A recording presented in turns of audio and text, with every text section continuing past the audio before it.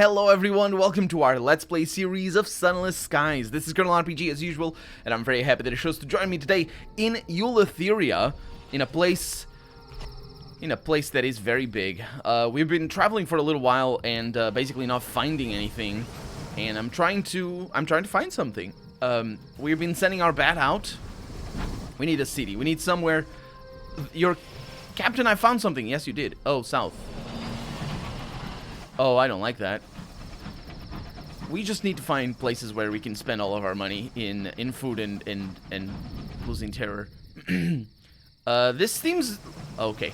I was gonna say, this seems like a vast open sky, but it isn't.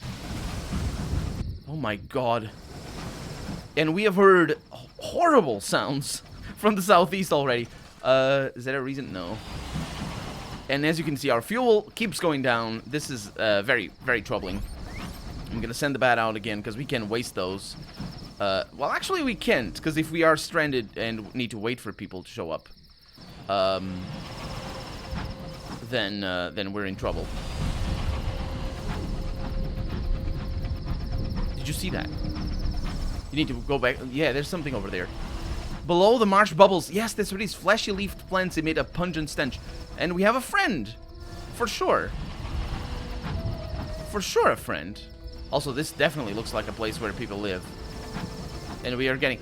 Anise Avenue. We're getting a lovely soundtrack.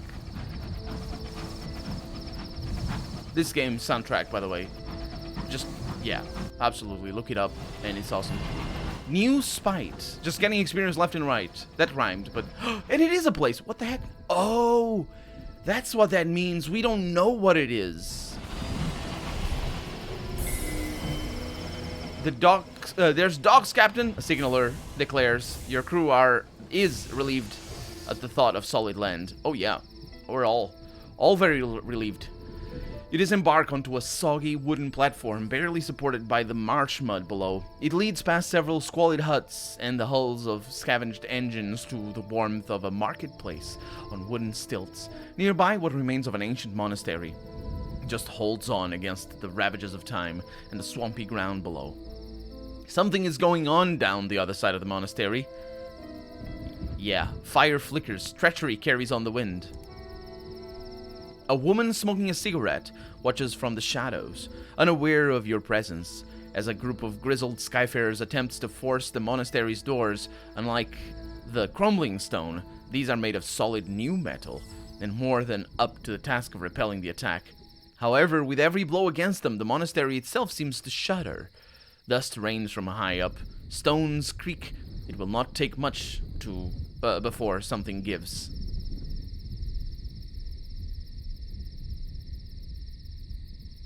This may not be your problem, but you can make it your fight. Let's do that. I don't know. Like I don't know. You can make it your fight. I don't like the fists. The skills fists. I'm just gonna stay back. This is simply not your problem. Let's try to assess the situation here. Hoja toho! Hoja toho! The war cry echoes through the marsh. Urchins, ring breakers from old London. From the look of them, from old London, from the look of them, they surge at the attackers, armed with broomsticks, with sharp objects taped on the end, Colander helmets and cardboard armor. In the name of the Valkyrie, they shout, launching their attack. For Sigrid! They swiftly rout the attackers. The woman with the cigarette is long gone, leaving behind nothing but the smell of expensive ash. The Devils of Caerleon claim to be experts in the assessment of and improvement of the soul. They would describe yours as disappointingly clear, almost transparent. Why are you telling me this right now? Odd jobs in Achlys town. Oh, this is where we are supposed to be. The town opens out in front of you. So, compile a port report. That's good. And we should. It's great. I like it. Achlys is really lovely. Rotting wooden huts on stilts stretch up out of the marshlands, connected by rivety walkways and gently swaying rope bridges. Red paper lanterns line the paths, offering just enough flickering light to avoid unfortunate tumbles into the dark mud below. Ring breaker urchins, I think it's urchins, in colander helmets and tea-tray armor stand to slack attention, longing for a little trouble. I'm gonna compile a port report because we need it, I suppose. Everything here seems to revolve around tea and spice, and a special blend made in the monastery that nobody you speak to appears to have tasted. We are not worthy of midnight's flavor. Or favor. No, actually flavor, it's favor. They all tell you through unsmiling faces before offering you a special deal on some other blend or incense that they just happen to have. That's interesting. There's a lot of things to do in here, which is lovely. Let's visit the Court of Tea and Spices. Let's start with the first, right? It is time to head into the marches. Well, if it is, maybe we should do that first. A pair of urchins guard the path out of the market. Wouldn't, warns the older of the two. Nothing's out there but plants wanting to eat your face off and water what drives you potty. But they show no interest in stopping you. The marsh beckons. The lights of the port slowly fade. Beyond lies a forested gray swamp, misted over and filled with leafless black trees that claw at the air. Few venture out here, except to gather incense from what they call Achlys's garden. There are no maps to it. Many do not return. But your head is clear. The path ahead looks manageable. You have nothing to fear. Nope, I have been out here for too long already. Every hour, you get more lost. Let's not mess with that. You emerge from the marsh, much to the surprise of the ringbreaker urchins guarding the torchlit entrance. Still, it will be a while before your head is ready for another trip out there. Oh, no! Oh, it is still time. Okay, I think we learned how that works. The it is time means that we don't need to wait, and because we didn't explore the march, we didn't actually use up our time. So that works very well. Let's visit the Court of Tea and Spices. The bulk of the market is devoted to brews and incense, and the almost priceless midnight's favor. Almost priceless. I think the implication here is that it's very pricey. Every breeze carries a different scent. Clouds of rich scents hang in the air. Though the market is small, it is bustling with both London and native Eleutherian traders. Each cramped stall and barrow is piled high with the region's finest tea leaves, opiates, salts, and spices. We should have a Oxford comma there, please. Browse the tea barrows. Yeah, many of the spice merchants have tattoos on their left cheek, denoting what they sell. The Londoners present have yet to adopt the tradition. Although this sport is mostly famed for its homegrown midnight's favor, it's quickly become a trade hub for every flavor and blend of tea you could possibly wish for. Customers don't brew them, but bite into the leaves and lick samples off their fingers. That's unexpected. So, well, I suppose that's that. I can ask about midnight's favor, though. Stories say it's blacker than night and tastes even deeper. Your enquiries draw little but averted eyes and apologies that they, quote, are not worthy of midnight's favor, unquote. The selected few who trade in it consider it far too precious to simply sell.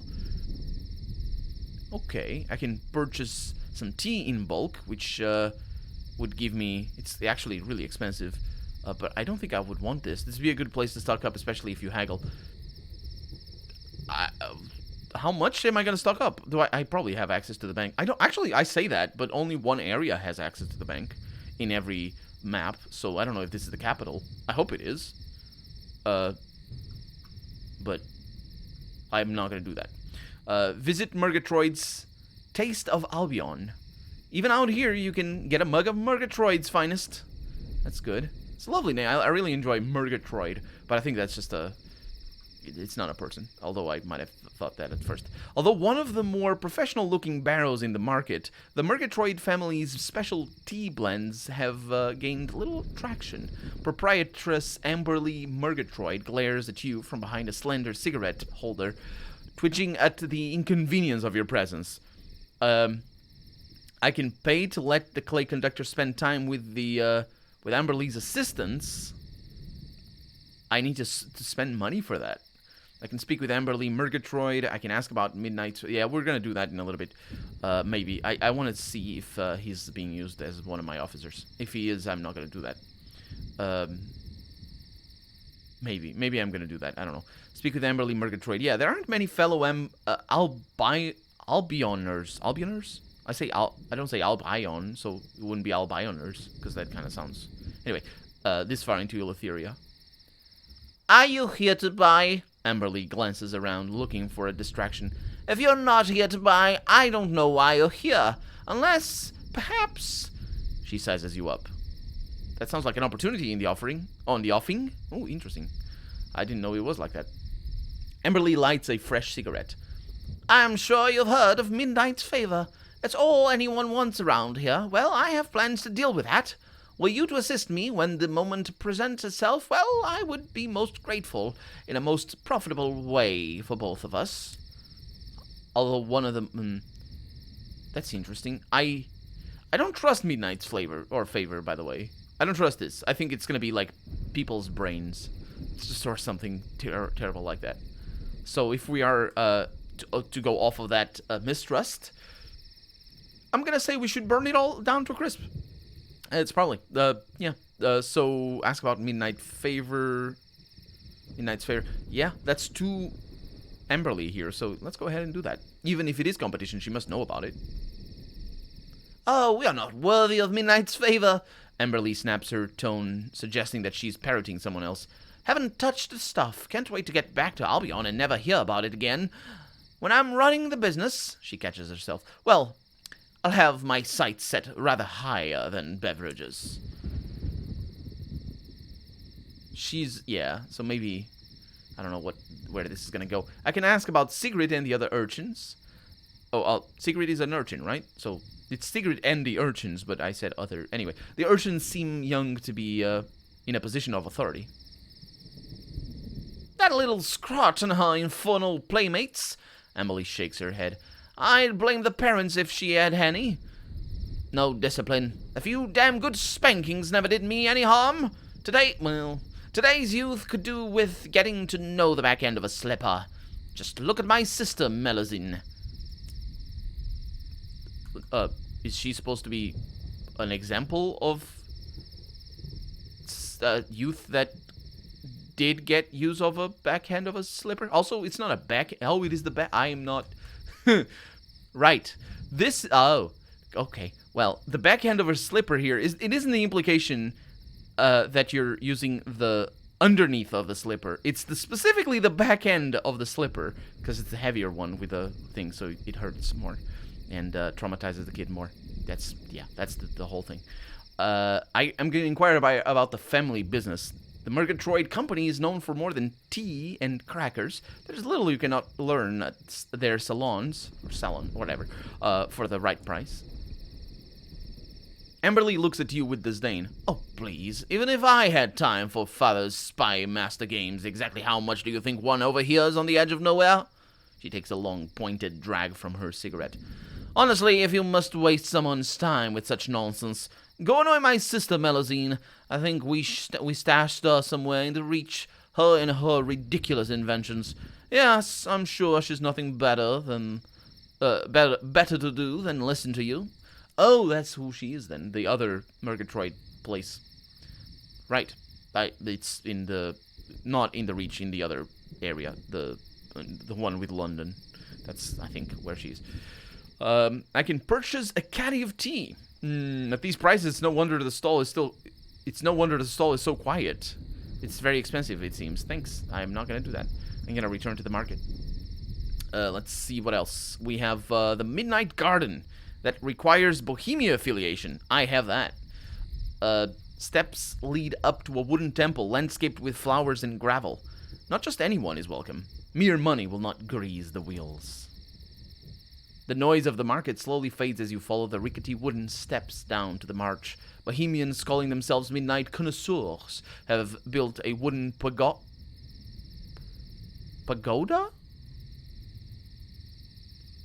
I have heard that word, I don't know how to say it though. Overlooking the monastery to savor the taste of the leaves that grow within. And I can attempt a tea ceremony, but that would require me to have a connoisseur of fine teas. I only have the one. Oh, that would be nice. That does cost money though, a little bit, not too much. Interesting. I'm gonna ask the Midnight Connoisseurs about the tea. Maybe I'm gonna get the other one. How good can it be to be worth so much trouble? You would even ask? In this place? So close to its presence? The Midnight Connoisseurs stare at you coldly from behind their teacups. That's a shame. Well, at least I can go up there. That's kind of good. And I'm gonna return to the market here. And this is good because now I can specifically look into... Yeah, I'm not using you. So that's for hearts and iron. An affiliation with academia. And this is establishment. So let's go to the court. Tea and spices again. Was it here? No, it wasn't here. It was he. Where was it?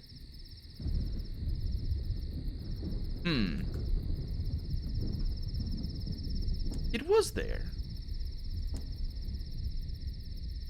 Thought it was like, right at the beginning. Oh, it was on Murgatroyd, of course. He's eager to speak to the Clayman in her employ. Yep, I'm gonna pay to have the Clay Conductor do that. It's only 300, it should be fine. Just don't let him give them any ideas, Amberly tells you. The Clay Conductor requests that they sing for him. The other Claymen look reluctant, embarrassed even, but one with shale skin steps forward. It has been too long, but we should still sing. Following his lead, the Claymen launch into a mournful, hollow area that resonates within your rib cages. Even Amberly Murgatroyd shivers as the last notes die away. The Clay Conductor is quiet for a long minute. At last, he gives his verdict. No, he stumps away, back towards your engine. We had other places to go, though, with him. But, I guess we did that. So, let's see. Browse tea barrows, ask about Midnight's favor. Oh, I'm still in the market. Okay. Let's see. Visit the court and teas and spices. Enter the House of Silks. A sleepy warmth oozes through the curtains. Admission is free. What awaits inside is negotiable. The curtains part with a sickly sweet breath of incense. Velvet wraps the inside of the hut like a fine chocolate box, with silk curtains delicately hanging down to provide translucent privacy for guests. Behind, the shadows of wealthy traders lie in the embrace of soft, well-plumped cushions, gently sipping from bronze hookah pipes until their eyes and troubles are somewhere else entirely. So we can request an audience with Mr. Pipes, without a period there. That's interesting. Is that correct? I wonder. Speak with the relaxing lieutenant. Or sit down with a hookah pipe. Okay, that is for, I assume, terror. That's good. It's actually quite expensive, unfortunately. Let's do that. The cushions are soft, the honeyed incense is sweet. Yeah, that's way too expensive for... Oh, I only lost 10. That is not expensive at all. Wasn't it more? No, it's cheap. You settle down next to a fellow captain, a tea trader from the Blue Kingdom, still smoking through her death mask, and a figure who prefers to keep their identity private. There's little conversation. The incense is strong, and each breath from the hookah only serves to wrap the world in fresh, warm layers of cotton wool and half-remembered dreams. There we go. And we can just do that. This is the cheapest terror-falling thing that I've ever seen. And it's always the same description, so that's why I'm not reading it. Just smoke a good pipe. It's not a pipe. What? Hookah is the different thing. Does it work as a pipe, though? I don't think it does. Is there any portable type of hookah? I wonder. Probably. A different name, maybe. I can ask about Midnight's favor. Maybe over here we're gonna learn. A place like this should have the specialty of the port. The serving girl shakes her head. We're not worthy of Midnight's favor. Perhaps... In the distance, her cloaked master raises an arm, or at least a sleeve, just a little, a summons. Excuse me, please. Interesting. Yeah, this is very fishy about this midnight thing. So we can speak with the relaxing lieutenant for the jobs, the odd jobs. Okay, let's not do that right away. Let's request an audience with Mr. Pipes. The hooded proprietor keeps to itself at the back of the house. A particularly large hookah pipe delivers smoke into the darkness of its cloak. A gramophone besides it quietly plays a Bach concerto. Concerto, I think you say it in English. A Bach? Oh yeah, Bach is very old. Yeah, right. Bach is like the beginning of classical music, so it would be canonical. A serving boy returns, bowing apologetically. Mr. Pipes is relaxing and has no interest in either chitter or chatter. If you have business, you may present it to one of the staff. Otherwise, his master encourages you to avail yourself of the facilities. Oh yeah, I'm sure. I'm gonna speak with the relaxing lieutenant. He sits stiffly in full dress uniform, awkwardly sipping from a hookah. Blast it! Don't suppose you know how these are. I thank you so kindly. He takes his first real puff from the pipes and coughs. Don't suppose you've seen a captain of mine, have you? About this high, so wide. Last seen heading into those damn marshes on some wild goose chase. Well, if you do, you should know there's a bit of a reward on offer. Still, a silly old bluffer gets lost just walking up and down our train. Where did they go? Captain of Mind, my God, mine. About his so wide leading into those damn marshes. Okay, so it's good, because we are going to the marshes. Yeah. Let's return to the floating market. Enter the House of Silks. Visit the Vigilant Nightingale. Yes, we're going to do that. An old, mostly picked-apart locomotive acts as the ring-breaker urchins' kip and base of operations. Two of them guard it sleepily. One of the urchins jabs at you with her weapon, a broomstick with a knife on the end. Friend or foe? Friend. Can I? Delivered with an encouraging smile. Yes, let's do that. The urchins salute. Good. Enter, friend. This broken-down engine has been comprehensively gutted to serve as the ring breakers' home and base. Filthy hammocks stretch between metal bars, most full of snoring urchins. Others sit around decorating tea tray armor with bright paints or sparring playfully with wooden sticks. I can train with the urchins, although I would get my butt beaten, so I'm not going to do that. I'm going to visit the captain's cabin. The door leads to one of the few rooms that hasn't been gutted. A series of names have been scratched into it and then scratched out. The only one still readable says Sigrid. Oh, that's where, yeah. Enter, barks a high-pitched voice. Enter! That's better. Sigrid Spitesdottir. I thought he might have been older. I don't know. Didn't we hear that he was older? Or her. Sigrid. Sigrid is a woman's name. And also we have heard her. Let's see. Valkyrie of the Ring... also Valkyrie sort of implies a little bit of that, although not necessarily. Valkyrie of the Ring Breakers and the closest thing this sport has to law. Ooh, interesting.